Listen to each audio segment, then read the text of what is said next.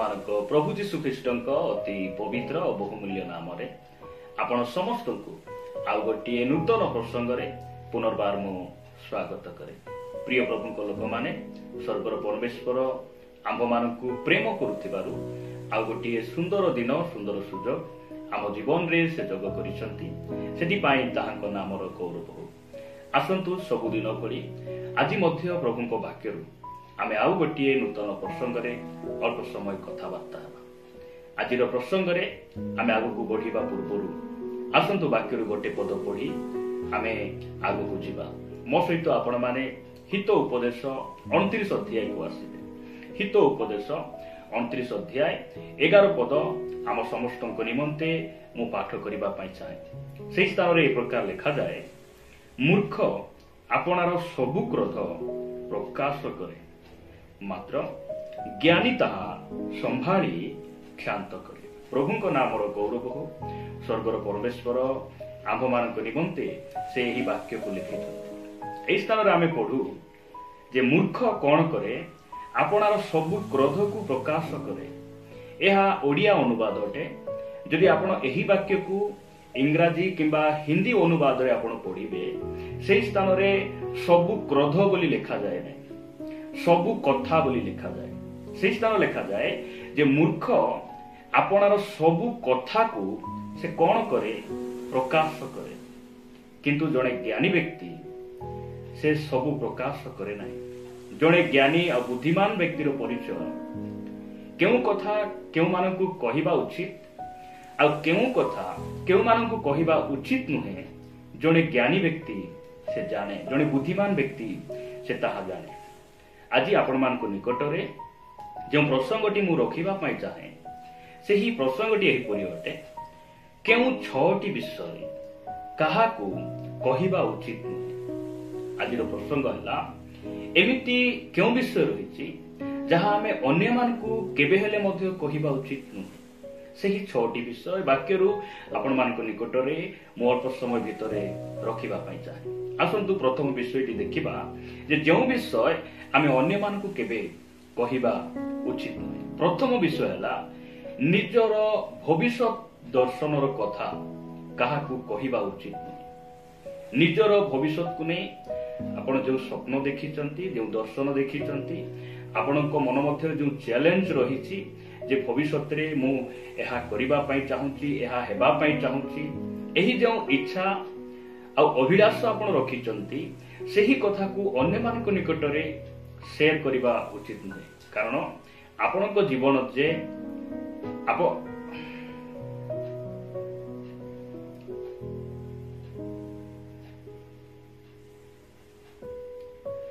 कारण आपणको जीवन रे आपण सफल हेबे किबा विफल हेबे ताहा आपणको जणा नै। सेति पई निजर भविष्यतर दर्शन प्लान आपणकर योजना को अन्य मानक निकटरे प्रकाश करिबा उचित नुहे।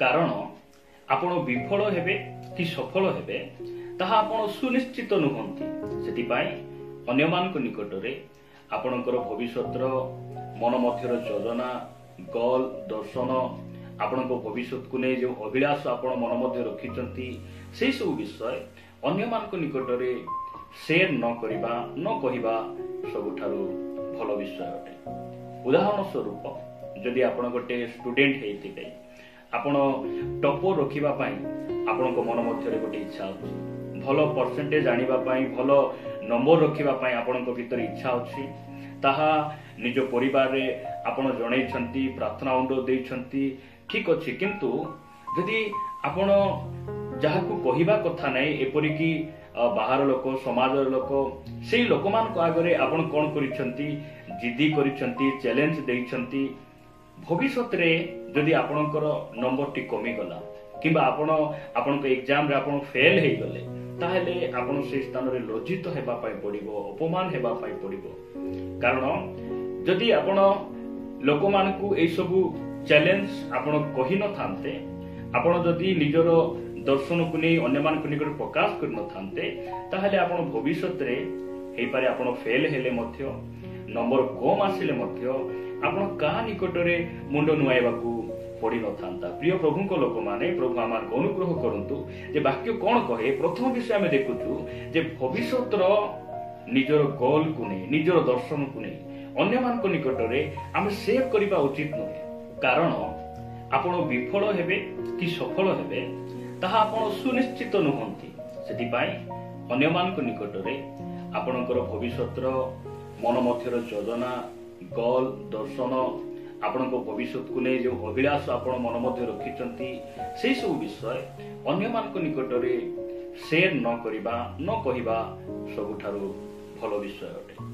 उदाहरण स्वरूप जदि आपण गोटे स्टूडेंट हेतिबे आपण टॉपर रखिबा पई आपण मन मध्य रे गोटे इच्छा अछि भलो परसेंटेज आनिबा पई भलो नंबर रखिबा पई आपण भीतर इच्छा अछि ताहा निज परिवार रे आपण जणैछंती प्रार्थना अनुरोध दैछंती ठीक अच्छे किंतु यदि आपण जहाकू कहवा कथा नहीं एपरी कि बाहर लोक समाज लोक से लोक मान आगे आपण कौन करिसंती जिद्दी करिसंती चैलेंज देइसंती भविष्य रे जदि आपणकर नंबर टी कमी गला किंबा आपण आपणक एग्जाम रे आपण फेल हे गले ताहले आपण से स्थान रे लज्जित हेबा पई पड़िबो अपमान हेबा पई पड़िबो कारण जदि आपण लोक मानकू ए सबु चैलेंज आपण कहि न थांते आपण जदि निजर दर्शन को नहीं अन्य मानक निकट प्रकाश कर न थांते ताहले आपण भविष्य रे हे पारे आपण फेल हेले मध्य नंबर कम आसिले मध्य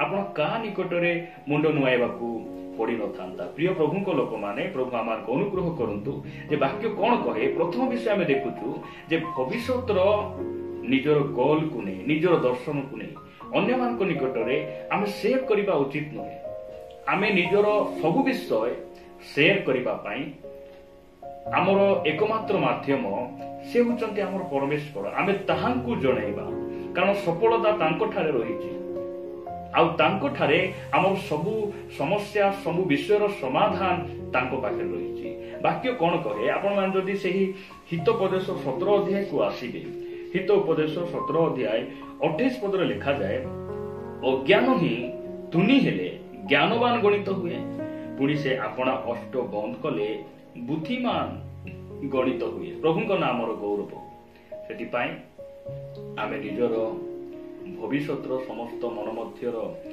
दर्शन सब अभिलाष को अन्य मानक निकट रे आमे शेयर करबा अपेक्षा आमे प्रार्थना रहिबा प्रभु निकट रे आमे आउजी पड़िबा जहा द्वारा कि ताहा एक सुंदर विषय हेबो गोटे भल विषय हेबो प्रभु नाम गौरव हो। द्वितीय विषय जहाँ आम अन्य मानकू कहवा कथा नुहे शेयर करबा कथा नुहे ताहा होची निजर आर्थिक परिस्थिति को काहाकू कहवा उचित नुहे। निजर आर्थिक परिस्थिति आपण हे पारे जणे धनी व्यक्ति हे पारंती आपण जणे अभाव देई जाउथिबा भाई किंबा भौणी आपण हे पारंती आमर आर्थिक परिस्थिति अन्य मानक निकट रे प्रकाश करबा उचित नुहे काहेकि जदि आपण गरीब अटंती ताहले निजर अभाव को आकु ताकु जदि आपण कहउचंती ताहले आपण परमेश्वर को अपमान करूचंती कारण जणे विश्व ब्रह्मांड को तैयारी करथिबा परमेश्वर जगत अतहिर पूर्णता जहांकर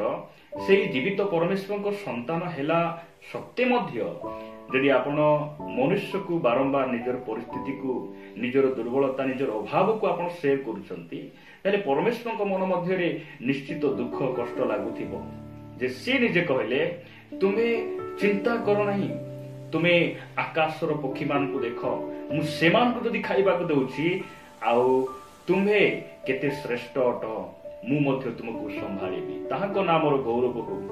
जदि आपण धनी अटंती ताहेले मध्य आपण माने अन्य मान को निकट रे शेयर करिबा कथा नुहे जे मोर एते संपत्ति अछि मोर कोनसी अभाव नाही मोर बैंक रे एते बैलेंस अछि या जदि आपण कहिबे ताहेले मंडली रे किमा समाज रे जो भाई भणी मानक पाखरे आर्थिक समस्या रहिछि सेमानक मन मध्य रे दुख आसे सेमान कष्ट लागे जे कोठी ना कोठी सेमानकर अछि मोर नाही जेपरि आपण मानक लागि सेमाने कोन न हुंतु ମନ ଦୁଃଖ ନ ହୁଅନ୍ତୁ। ଏହା ମଧ୍ୟ ହେଇପାରେ। ଏବଂ ଯଦି ଆପଣଙ୍କ ପାଖରେ ସମ୍ପତ୍ତି ଅଛି, ଅନ୍ୟମାନଙ୍କ ନିକଟରେ ଆପଣ ସେୟାର କରୁଛନ୍ତି, ତାହେଲେ ସେମାନେ ଆପଣଙ୍କୁ ମାଗିବା ନିମନ୍ତେ ମଧ୍ୟ ଆସିବେ, ଯଦ୍ୱାରା ଆପଣ ଦେଲେ ଆପଣଙ୍କ ଧନ ଆପଣ ଫେରି ପାଇବେ କି ନାହିଁ ସେଇ ଗୋଟେ ଚିନ୍ତାରେ ଆପଣ ପଡିପାରନ୍ତି। କିମ୍ବା ସେମାନଙ୍କୁ ନ ଦେଲେ ଆପଣ ସେମାନଙ୍କ ଆଗରେ ଆପଣ କଣ ହେଇପାରନ୍ତି, ଆପଣଙ୍କର ସମ୍ପର୍କ କଣ ହୁଏ ଯେ ଫାଟ ସୃଷ୍ଟି ହୁଏ, ଆପଣଙ୍କ ସମ୍ପର୍କ ଭିତରେ କଣ ହୁଏ, ଫାଟ ସୃଷ୍ଟି ହୁଏ। ସେଥିପାଇଁ ନିଜର ଆର୍ଥିକ ବିଷୟ ନେଇ ଅନ୍ୟମାନଙ୍କ ନିକଟରେ ସେୟାର କରିବା ଉଚିତ ନୁହେଁ। ମୁଁ ବାକ୍ୟରୁ ଗୋଟେ ପଦ ପଢିବା ପାଇଁ ଚାହେଁ। ଆପଣମାନେ ଦ୍ୱିତୀୟ ରାଜାବଳୀ 20 ଅଧ୍ୟାୟକୁ ଆସିବେ। ଦ୍ୱିତୀୟ ରାଜାବଳୀ 20 ଅଧ୍ୟାୟ ତାର 13 ପଦରେ ଲେଖାଯାଏ, ତହିଁରେ ହିଜକିୟ ସେମାନଙ୍କ କଥା ଶୁଣିଲେ ଓ ଆପଣା ବହୁମୂଲ୍ୟ ପଦାର୍ଥର ସମୁଦାୟ ଗୃହ, ରୂପା ଓ ସୁନା ଓ ସୁଗନ୍ଧି ଦ୍ରବ୍ୟ ଓ ବହୁମୂଲ୍ୟ ତୈଳ ଓ ଅସ୍ତ୍ରାଗାର ଓ ଆପଣା ଭଣ୍ଡାର ସ୍ଥିତ ସମସ୍ତ ଦ୍ରବ୍ୟ ସେମାନଙ୍କୁ ଦେଖାଇଲେ। ହିଜକିୟ ଯାହା ସେମାନଙ୍କୁ ନ ଦେଖାଇଲେ ଏପରି କୌଣସି ଦ୍ରବ୍ୟ ତାଙ୍କ ଗୃହରେ କି ତାଙ୍କର ସମୁଦାୟ ରାଜ୍ୟରେ ନଥିଲା। ଦେଖନ୍ତୁ, ହିଜକିୟ ରାଜା ଯେଉଁ ସମୟରେ ପୀଡ଼ିତ ଥିଲେ, ସେଇ ସମୟରେ ଆପଣ 12 ପଦ ପଢିବେ। ସେଇ ସମୟରେ ବଲଦନର ପୁତ୍ର ବଲଦନ ନାମକ ବାବିଲର ରାଜା ହିଜକିୟଙ୍କ ନିକଟକୁ ପତ୍ରମାନ ଓ ଦର୍ଶନୀ ପଠାଇଲା, କାରଣ ସେ ଶୁଣିଥିଲା ଯେ ହିଜକିୟ ରାଜା ପୀଡ଼ିତ ଅଛନ୍ତି। ଏହା ଶୁଣି ଯେ ସମୟରେ କିଛି ଦର୍ଶନୀ ପଠାଉଛନ୍ତି, ତାଙ୍କ ଲୋକମାନଙ୍କୁ ସେ ଭିଜିଟ କରିବା ପାଇଁ ପଠାଉଛନ୍ତି, ସେହି ସମୟରେ ହିଜକିୟ ରାଜା କଣ କରୁଛି, ତାଙ୍କର ଘରର ସବୁ ସମ୍ପତ୍ତିକୁ ସେ ଦେଖାଉଛି। ଦେଖ, ମୋର ଏତିକି ରୁମ ଅଛି, ଏତିକି ମୋର ସମ୍ପତ୍ତି ଅଛି, ଆଉ ଏଇଟା ମୋର ଘର, ଆଉ ଏଇଟା ମୋର ସୁନା ରୂପା, ସବୁ କିଛି ଦେଖାଇଲା। ଆଉ ଲେଖାଯାଉଛି ଯେ ରାଜା ଏମିତି ବିଷୟ ଯୋଉଟା କି ଦେଖାଇଲେ ନାହିଁ, ସେ ପ୍ରକାର ଘରେ କୌଣସି ବିଷୟ ନଥିଲା, ସବୁ ଦେଖାଇଲେ। ଆଉ ଏହି ସବୁ ଦେଖାବଟି, ଏହି ସବୁ ସମ୍ପତ୍ତି ମୋର ଅଛି ବୋଲି କହିବା, ଏହା ପ୍ରଭୁଙ୍କ ଦୃଷ୍ଟିରେ ଗ୍ରହଣୀୟ ବିଷୟ ହେଲା ନାହିଁ। ସେଥିପାଇଁ ପରମେଶ୍ୱର ଜିସାୟ ଭବିଷ୍ୟତ ବକ୍ତାଙ୍କୁ ତାଙ୍କ ନିକଟରେ ପଠାଇଲେ। ଆଉ କଣ କହିଲେ, ଆପଣ 16 ପଦ ପଢିବେ। ଏଥିରେ ଜିସାୟ ହିଜକିୟଙ୍କୁ କହିଲେ, ସଦାପ୍ରଭୁଙ୍କ ବାକ୍ୟ ଶୁଣ। ଦେଖ, ତୁମ ଗୃହସ୍ଥିତ ସମସ୍ତ ଦ୍ରବ୍ୟ ଓ ଆଜି ପର୍ଯ୍ୟନ୍ତ ତୁମ ପୂର୍ବପୁରୁଷ ମାନଙ୍କ ସଞ୍ଚିତ ସମସ୍ତ ଦ୍ରବ୍ୟ ବାବିଲକୁ ନିଆଯିବାର ସମୟ ଆସୁଅଛି। ସଦାପ୍ରଭୁ କହନ୍ତି, କିଛି ଛଡାଯିବ ନାହିଁ। ଦେଖନ୍ତୁ, ସେଥିପାଇଁ ଆମେ କଣ କରିବା, ନିଜର ସମ୍ପତ୍ତି, ନିଜର ଆର୍ଥିକ ବିଷୟ ଅନ୍ୟମାନଙ୍କ ନିକଟରେ ଆମେ ସେୟାର କରିବା ନାହିଁ। ମୁଁ ଆପଣମାନଙ୍କ ନିକଟରେ ତୃତୀୟ ବିଷୟ ରଖିବା ପାଇଁ ଚାହେଁ। ତୃତୀୟ ବିଷୟ ହେଲା, ନିଜର ଅତୀତ କିମ୍ବା ବର୍ତ୍ତମାନର ସ୍ୱଭାବ ବିଷୟରେ ଆପଣ କାହାକୁ କୁହନ୍ତୁ ନାହିଁ। ନିଜର ଅତୀତ ଆଉ ବର୍ତ୍ତମାନର ସ୍ୱଭାବ, ଦୁଃଖ, ନିଜର ସମସ୍ୟା ବିଷୟରେ, ନିଜର ଦୁର୍ବଳତା ବିଷୟରେ ଅନ୍ୟମାନଙ୍କୁ କୁହନ୍ତୁ ନାହିଁ। ହେଇପାରେ ଆପଣ ଭାବୁଥିବେ, ସେ ତ ମୋର ବହୁତ ଘନିଷ୍ଠ ବନ୍ଧୁ, ସେ ତ ବହୁତ ଭଲ ମୋର ସାଙ୍ଗ, ତାକୁ କହିଲେ କିଛି ଅସୁବିଧା ନାହିଁ। ପ୍ରିୟ ପ୍ରଭୁଙ୍କ ଲୋକମାନେ, ସମୟକୁ କିଏ ଜାଣି ନାହିଁ, ଭବିଷ୍ୟତରେ କଣ ହେବ କାହାକୁ ଜାଣି ନାହିଁ। ସେହି ଲୋକ ଆଉ ଆପଣଙ୍କ ମଧ୍ୟରେ ଯେବେ ଫାଟ ସୃଷ୍ଟି ହେବ, ତାହେଲେ ସେହି ଆପଣ ଯେଉଁ କଥାକୁ ଯାହା ମନ ଭାଙ୍ଗି ତାଙ୍କ ନିକଟରେ ଆପଣ କହିଥିଲେ, ସେହି କଥା କଣ ହେବ, ସମାଜରେ ତେଲ ଆଉ ମସଲା ଭଳି କଣ ହେଇଯିବ, ବ୍ୟାପିଯିବ। ଯେମିତି ଲୁଣ ଆମେ ଟିକେ ତରକାରୀ ଟିକେ ପକେଇ ଦେଉ, ଆଉ ସେହି ଲୁଣ ସମସ୍ତ ପରିବାରେ ସେ ଲୁଣ କଣ ହେଇଯାଏ, ମିଶିଯାଏ। ସେଇ ସ୍ୱାଦ ସମସ୍ତ ପରିବାର ମଧ୍ୟରେ ସେ ସ୍ୱାଦଟି କଣ ହେଇଯାଏ, ବ୍ୟାପିଯାଏ। ଠିକ ସେହିପରି ଆମେ ନିଜର ସ୍ୱଭାବ ବିଷୟରେ ଆମେ ଅନ୍ୟମାନଙ୍କୁ ଅତୀତ କାଳ କିମ୍ବା ବର୍ତ୍ତମାନର ସ୍ୱଭାବ ବିଷୟରେ ଆମେ କାହାକୁ କହିବା କଥା ନୁହେଁ। କାରଣ ପରମେଶ୍ୱର ଆମକୁ କଣ କରିଛନ୍ତି, ଆମକୁ ସେ ନୂତନ ସୃଷ୍ଟି କରିଛନ୍ତି। ଆଉ ପରମେଶ୍ୱର ଯଦି ଆମକୁ ଭଲ ଦୃଷ୍ଟିରେ ଦେଖୁଛନ୍ତି, ଆମକୁ ସେ ନୂତନ ସ୍ୱଭାବ ଦେଇଛନ୍ତି, ଆମେ କୌଣସି ମନୁଷ୍ୟର ସାର୍ଟିଫିକେଟ ଆମକୁ ଦରକାର ନାହିଁ। କୌଣସି ମନୁଷ୍ୟର ଯେ ତୁମେ ଯୋଗ୍ୟ ହେଲ, ଏଇ ପ୍ରକାର କୌଣସି ଅନୁମତି କୌଣସି ମନୁଷ୍ୟର ଆମକୁ ଆବଶ୍ୟକ ନାହିଁ। ଯଦି ଆପଣ ପଢିବେ 2 Corinth 5:17 ପଦରେ ପ୍ରକାର ଲେଖାଯାଏ, ଏଣୁ ଯଦି କେହି ଖ୍ରୀଷ୍ଟଙ୍କ ଠାରେ ଅଛି, ତେବେ ସେ ନୂତନ ସୃଷ୍ଟି ହୋଇଅଛି, ପୁରାତନ ବିଷୟ ସବୁ ଲୋପ ପାଇଅଛି, ଦେଖ ନୂତନ ବିଷୟ ସବୁ ହୋଇଅଛି, ତାହାଙ୍କ ନାମର ଗୌରବ। ହେଇପାରେ ଆମେ ଅତୀତ କାଳରେ ଆମର ସ୍ୱଭାବ ଠିକ ନଥିଲା। ଆଜି ଆପଣ ବାକ୍ୟ ଶୁଣୁଛନ୍ତି, ଗତ କାଲି, ଗତ ମାସରେ ଆପଣ ଠିକ ନଥିଲେ। ଯଦି ଆଜି ଆପଣ ବଦଳିଛନ୍ତି, ପରିବର୍ତ୍ତନ ହେଇଛନ୍ତି, ତାହେଲେ ପରମେଶ୍ୱର ଆପଣଙ୍କୁ ସେ କଣ କରିଛନ୍ତି? ନୂତନ ସୃଷ୍ଟି କରିଛନ୍ତି। କୌଣସି ମନୁଷ୍ୟର এই ସ୍ଥାନରେ ମତର ଆବଶ୍ୟକ ନାହିଁ, କୌଣସି ମନୁଷ୍ୟର ସମର୍ଥନ ଆପଣଙ୍କୁ ଆବଶ୍ୟକ ନାହିଁ, କାରଣ ପରମେଶ୍ୱର ଆପଣଙ୍କୁ ସେ ନୂତନ କରିଛନ୍ତି। ସେ ଅତୀତ ବିଷୟକୁ ପରମେଶ୍ୱର ମନେ ରଖୁନାହାନ୍ତି, ସେ ଭୁଲି ଯାଇଛନ୍ତି।